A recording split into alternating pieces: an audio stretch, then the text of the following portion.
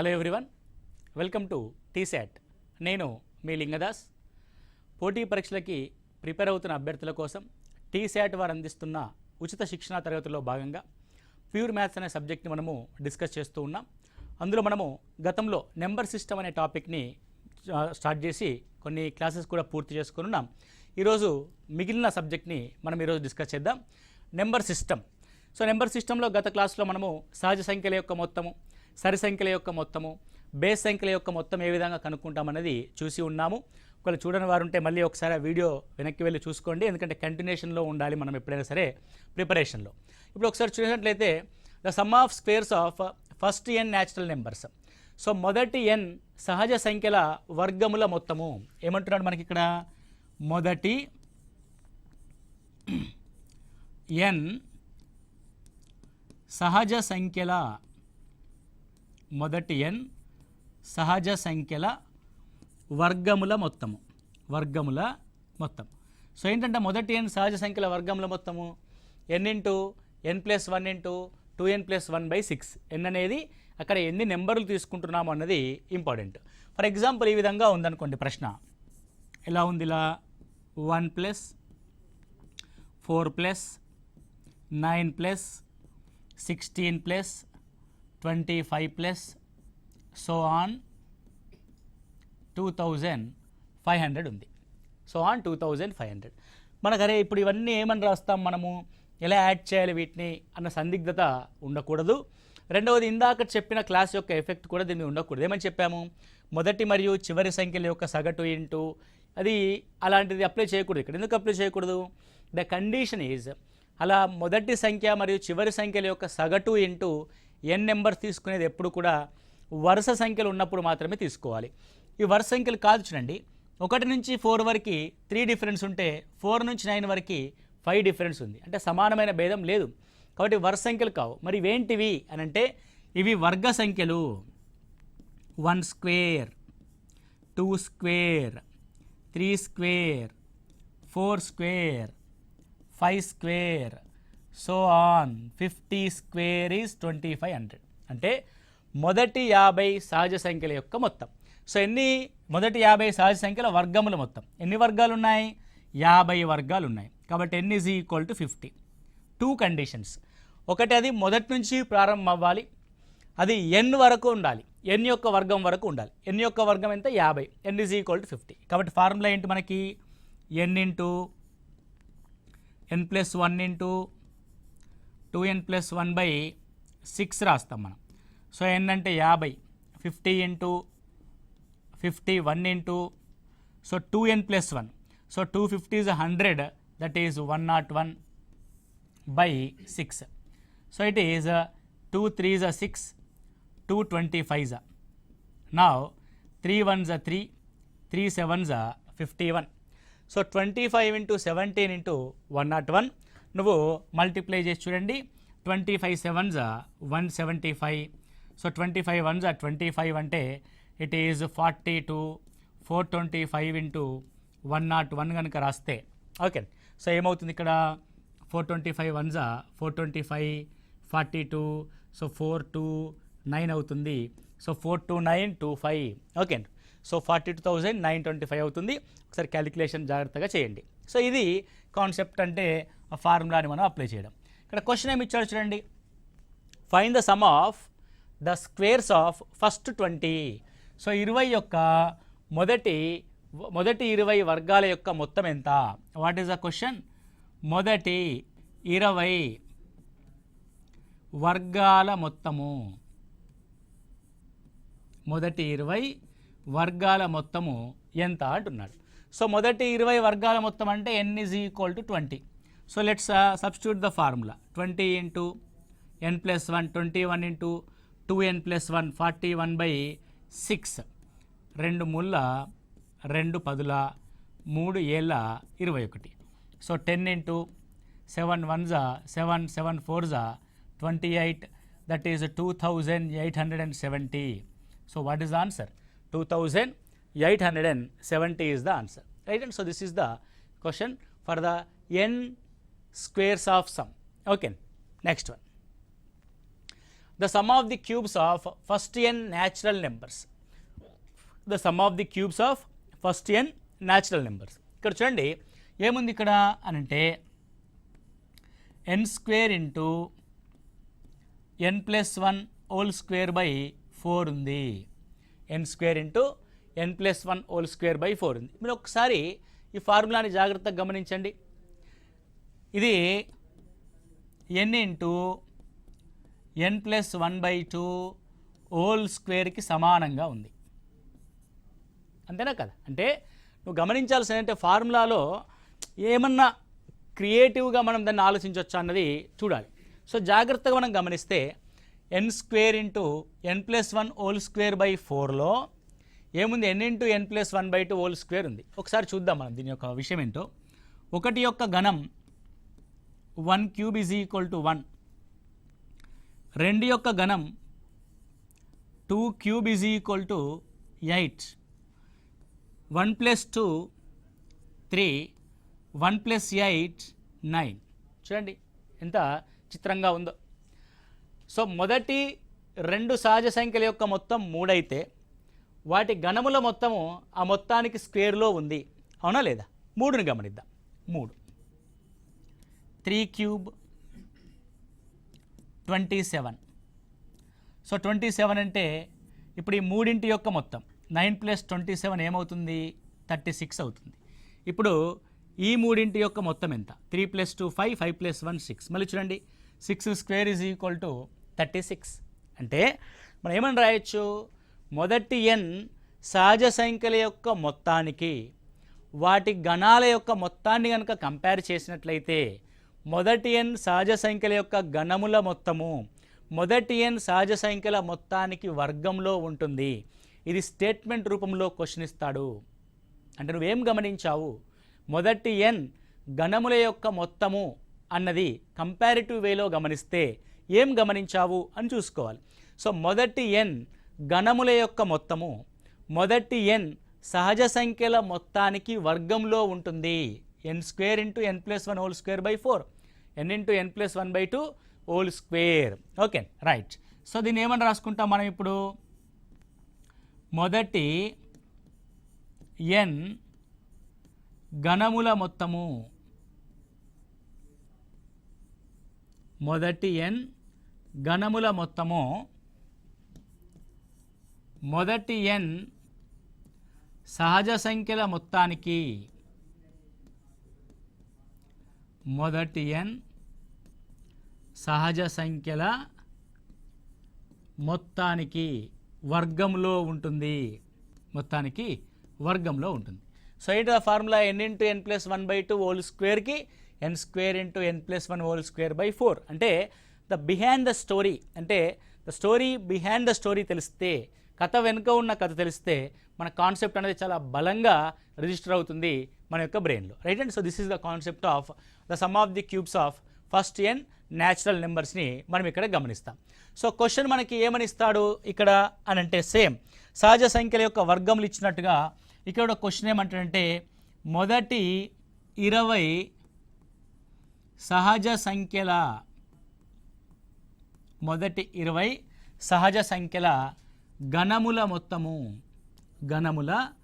మొత్తము ఎంత? సో మొదటి 20 సహజ సంఖ్యల గణముల మొత్తాన్ని గమనిస్తే సో 20 సహజ సంఖ్యల యొక్క గణముల మొత్తం ఏమవుద్ది? నీకు ఇప్పుడు రిజిస్టర్ అయింది. ఏమని రిజిస్టర్ అయింది? వాటి యొక్క సహజ సంఖ్యల మొత్తానికి వర్గంలో ఉంటుందని రిజిస్టర్ అయింది. అంటే సహజ సంఖ్యల యొక్క మొత్తం formula n into n+1/2 whole స్క్వేరే వాటి యొక్క గణముల మొత్తంగా చూస్తాం. అంటే ఫార్ములా యొక్క కంపారిజన్లో స్క్వేర్ వస్తుంది, కానీ కాన్సెప్ట్ మాత్రం అది గణముల మొత్తమే. అంటే n² into n+1 whole square by 4. ఇదే కాన్సెప్ట్. ఏదైనా ఒక సంఖ్య యొక్క స్క్వేర్ రాయడం, దాని యొక్క +1 యొక్క స్క్వేర్ రాయడం కంటే ఒకేసారి రాయడం better. So 20 into 21/2 whole square, 2 10. Okay right. So ఇప్పుడు గమనిస్తే 10 యొక్క స్క్వేర్ 100, 21 యొక్క స్క్వేర్ 441. అంతేగా? So that is 44100. 44100 రైట్. సో ఫార్ములాలు రాసినా కూడా అంతే. సో 20 స్క్వేర్ అంటే 400, 21 స్క్వేర్ అంటే 441/4, దట్ ఈజ్ 100. సో ఆన్సర్ 44,100గా మనం రాయడం జరుగుద్ది. 44,100 రైట్ అండి. సో ఎలా చేసినా ఒకటే, బాగా జాగ్రత్తగా గుర్తుపెట్టుకోండి. రెండు కాన్సెప్ట్స్, డిఫరెంట్ కాన్సెప్ట్స్తో చేసాం. ఒకటి సహజ సంఖ్యల యొక్క వర్గం అనే కాన్సెప్ట్తో చేసాము, ఇంకొకటేమో సహజ సంఖ్యల యొక్క గణముల మొత్తానికి ఫార్ములా ఆధారంగా మనం చేసి ఉన్నాము. ఓకే, సో ఇది మనకి గణముల యొక్క మొత్తము, వర్గముల యొక్క మొత్తము, సహజ సంఖ్యల యొక్క మొత్తము, సరి సంఖ్యల యొక్క మొత్తము, బేస్ సంఖ్యల యొక్క మొత్తం అనే కాన్సెప్ట్ని చూసాం. సో దీంతో పాటు మనకి అతి ముఖ్యమైన అంశం ఏముంటుంది అని ఒకసారి మనం గమనిస్తే, సో వాటి యొక్క మొత్తాలని సో ఈ విధంగా కూడా అడగడానికి అవకాశం ఉంటుంది. అంటే గుణిజాల యొక్క మొత్తం అడగొచ్చు, అంటే భాగించబడే సంఖ్యల యొక్క సంఖ్య కూడా అడగొచ్చు. 200 నుంచి 800 వరకు ఎన్ని సంఖ్యలు 4, 5 మరియు 6 ద్వారా భాగించబడతాయి? 4 మరియు 5 మరియు 6 ద్వారా భాగించబడతాయి. సో ఇక్కడ మీరు గమనించాల్సిన విషయం ఏంటి అన్నది ఒకసారి సీరియస్గా చూస్తే, సో నేను ఏమంటారంటే 200 నుండి 800 వరకు ఫస్ట్ 4చే భాగించే సంఖ్యలు చూద్దాం. 4చే భాగించబడాలి. ఓకే, సో 4చే భాగించబడేటి ఎన్ని ఉంటాయి? సో ఫస్ట్ థింగ్ 200 వరకు భాగించబడే సంఖ్యలు అంటే 200ని 4చే భాగించండి. 4 5 20, 50. అంటే 200వ సంఖ్య 50వ సంఖ్య. సో ఇప్పటి వరకు 49 ఉన్నాయి. అంటే అర్థమైంది. ఇప్పుడు 1 నుంచి 200, 200 నుంచి 800 అని రాసినప్పుడు, సో 1 నుంచి 200 వరకు 4 చేత డివైడ్ కాబడే సంఖ్యలు 50. అంటే 200 లోపు ఎన్ని ఉంటాయి? 49 ఉంటాయి. 1 నుంచి 800 వరకు గల భాగించబడే సంఖ్యలు ఎన్ని ఉంటాయంటే 4 2 8, 0 0, 200 ఉంటాయి. సో మొత్తం 1 నుంచి 200 వరకు 200 సంఖ్యల్లో మొదటి 49ని తీసేసాం. కాబట్టి 200 నుంచి 800 వరకు గల 4 చేత భాగించబడే సంఖ్యలు ఎన్ని? 151. ఈ విధంగా ఒక సంఖ్య చేత భాగించబడే సంఖ్యలు ఎన్ని ఉంటాయంటే 151 ఉంటాయి. సేమ్ ఎగ్జాంపుల్ మీరు 5కి చేసి చూడండి, 5కి చేసి చూద్దాం. సో ఏమంటున్నాడంటే 200 నుంచి 800 వరకు 5 చేత భాగించబడే సంఖ్యలు ఎన్ని ఉంటాయి? 5చే భాగించబడే సంఖ్యలు ఎన్ని ఉంటాయి? సో 200 నుంచి 800 వరకు అంటే ఎప్పుడైనా సరే మొదటి నుంచే రాయాలి. ఫస్ట్ నుంచి 200, 200 నుంచి 800. సో ఫస్ట్ థింగ్ 1 నుంచి 800 వరకు ఎన్ని 5 చేత భాగించబడతాయి అని అంటే దీన్ని 5తో డివైడ్ చేసి చూడాలి. 5 1 5, 3 మిగులుద్ది 5 6, అంటే మొత్తం 160 సంఖ్యలు 1 నుంచి 800 వరకు భాగించబడే సంఖ్యలు ఉంటాయి. మరి 1 నుంచి 200 వరకు ఎన్ని భాగిస్తాయి 5 చేత అని చూస్తే 40 భాగిస్తాయి. అంటే 200 అనే సంఖ్య 40వ సంఖ్య. అంటే 1 నుంచి 200 వరకు ఎన్ని ఉంటాయంటే 39 ఉంటాయి. మనకు 200 నుంచి 800 కావాలి కాబట్టి 160లోంచి ఆ 39ని తీసేయాలి. కాబట్టి 200 to 800, how many numbers? 160 minus 39, it will be 121. So 5చే భాగించబడే సంఖ్యలన్నీ 121. నెక్స్ట్ 6చే భాగించబడేవి. 6చే భాగించబడేవి. 6చే భాగించబడేవి. ఇక్కడ చూడండి, 1 నుంచి 200 తీసుకోవాలి, 200 నుంచి 800 తీసుకోవాలి. సో ఫస్ట్ థింగ్ నువ్వు 1 నుంచి 800 వరకు ఎన్ని సంఖ్యలు 6 చేత భాగించబడతాయో కౌంట్ చేయాలి. సో 6తో క్యాన్సిల్ చేస్తే 6 ఎక్కం 6, 2 మిగులుద్ది 6 ముళ్ళ 18, 2 మిగులుద్ది 6 ముళ్ళ 18, 133. ఇక కొంత మిగిలింది అంటే అది భాగించబడదు. కాబట్టి 133 సంఖ్యలు 1 నుంచి 800 వరకు 6 చేత భాగించబడతాయి. Very good. మరి 1 నుంచి 200 వరకు ఎన్ని భాగించబడతాయి 6 చేత అని చూస్తే 6 ముళ్ళ 18, 18 అంటే 2 మిగులుద్ది, అగైన్ 6 ముళ్ళ 18 అంటే ఎన్ని భాగించబడతాయి? 33 భాగించబడతాయి. మీరు ఇక్కడ జాగ్రత్తగా గమనించండి. సో 133 నుంచి 33 తీసేయాలి. అదేంటండి, ఇందాక 40 వస్తే 40లోంచి 1 తగ్గించి 39 తీసేసాము. ఇప్పుడు 33 వస్తే 33కి 33 తీసేస్తున్నాము, రెండింటి మధ్య డిఫరెన్స్ ఉంది కదా అనే డౌట్ మీకు వస్తుంది. ఇక్కడ ఏమంటుందంటే 200 అనేది 5 చేత ఎగ్జాక్ట్గా భాగించబడింది. అంటే ఇది 40వ సంఖ్య. మనకు కావాల్సిన 200 కూడా ఉండాలి కాబట్టి 200 యొక్క రూల్ నెంబర్ ఎంత? 40. అంటే వీడు మనకు కావాలి, 40వ వాడు మనకు కావాలి, మిగతా 39 మనకు అక్కర్లే. ఇక్కడ చూడండి 200 అనేది 6 చేత ఎగ్జాక్ట్గా భాగించబడట్లా. 200 అనేది భాగించబడదు. 6 ముళ్ళ 18. ఓకే, 6 ముళ్ళ 18, 2 మిగులుద్ది, 6 ముళ్ళ 18, 2 అంటే 198 33వ రూల్ నెంబర్ ఉన్నది. నీకు 34వ రూల్ నెంబర్ కావాలంటే 204కి రావాలి. అంటే 200 అనేది 6 చేత భాగించబడకపోతే, ఓకే, అంటే ఈ చివరిలో ఉన్న సంఖ్య భాగించబడకపోతే ఆ మొత్తం సంఖ్యలను ఇక్కడ నుంచి తీసేయాలి మనము. 133లోంచి 33 తీసేస్తాము. It will be 100. ఎన్ని అవుతాయండి? 100 అవుతాయి. ఇలా ఒక్కొక్క దాని చేత భాగించబడే సంఖ్యలు మనం ఇక్కడ చూసాం. ఇక్కడ చూడండి 4 చేత భాగించబడేవి 151, 5 చేత భాగించబడేవి 121, 6 చేత భాగించబడేవి 100. ఓకే, సో 200 నుంచి 800 వరకు గల ఎన్ని సంఖ్యలు? 4, 5 మరియు 6 ద్వారా భాగించబడతాయి. 4 చే భాగించబడే సంఖ్యలు 151, 5 చే భాగించబడే సంఖ్యలు 121, 6 చే భాగించబడే సంఖ్యలు 100గా మనం చూస్తాం. ఓకే, ఈ క్వశ్చన్లో ఒక చిన్న తేడా నేను చేసి రాస్తాను. క్వశ్చన్ ఏ విధంగా మౌల్డ్ అవుద్దో చూడండి. ఏమంటున్నాడు క్వశ్చను? 200 నుంచి 800 వరకు గల సంఖ్యలు ఎన్ని 4 మరియు 5లచే భాగించబడతాయి? 4 మరియు 5లచే అంటే 4 మరియు 5లచే అంటే రెండింటి చేత భాగించబడాలి. సో 4 చేత భాగించబడాలి, అదే సంఖ్య 5 చేత భాగించబడాలి. అంటే ఒకేసారి రెండింటి చేత భాగించబడాలి. సో ఫర్ ఎగ్జాంపుల్ 200 నుంచి 800 తీసుకున్నాం అనుకోండి. 200 ఉంది, 200 4 చేత భాగించబడుతుంది, హ్యాపీ. 200 5 చేత కూడా భాగించబడుతుంది, ఇంకా హ్యాపీ. 204 4 చేత భాగించబడుతుంది కానీ 204 5 చేత భాగించబడదు. అంటే కొన్ని సంఖ్యలు మాత్రమే 4 చేత భాగించబడుతున్నాయి, కొన్ని సంఖ్యలు మాత్రమే 5 చేత భాగించబడుతున్నాయి, అందులో కొన్ని మాత్రము రెండింటి చేత భాగించబడుతున్నాయి. అంటే మనకు కావాల్సింది ఏంది? రెండింటి చేత భాగించబడే సంఖ్యలు కావాలి.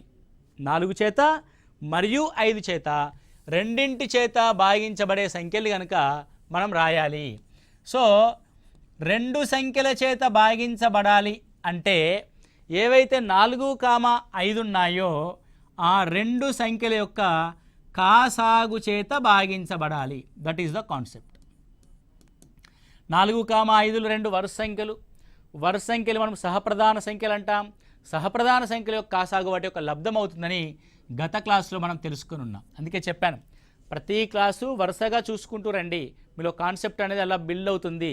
ఏదో ఆ సినిమాలు చెప్పినట్టు గోడ కట్టినట్టుగా మీకు బిల్డ్ అయిపోతూ ఉంటుంది సబ్జెక్ట్ అనేది. సో 20 చేత భాగించబడాలి అంటే 200 నుంచి 800 వరకు 20 చేత భాగించబడే సంఖ్యలు ఎన్ని ఉంటాయి అంటే ఏమని తీసుకోవాలి నువ్వు? ఫస్ట్ 1 నుంచి 800 వరకు 20 చేత భాగించబడే సంఖ్యలు ఎన్నో తీసుకోవాలి. 24 80 అంటే 40 సంఖ్యలు 1 నుంచి 800 వరకు 20 చేత భాగించబడతాయి. 1 నుంచి 200 వరకు 20 చేత ఎన్ని భాగించబడతాయి?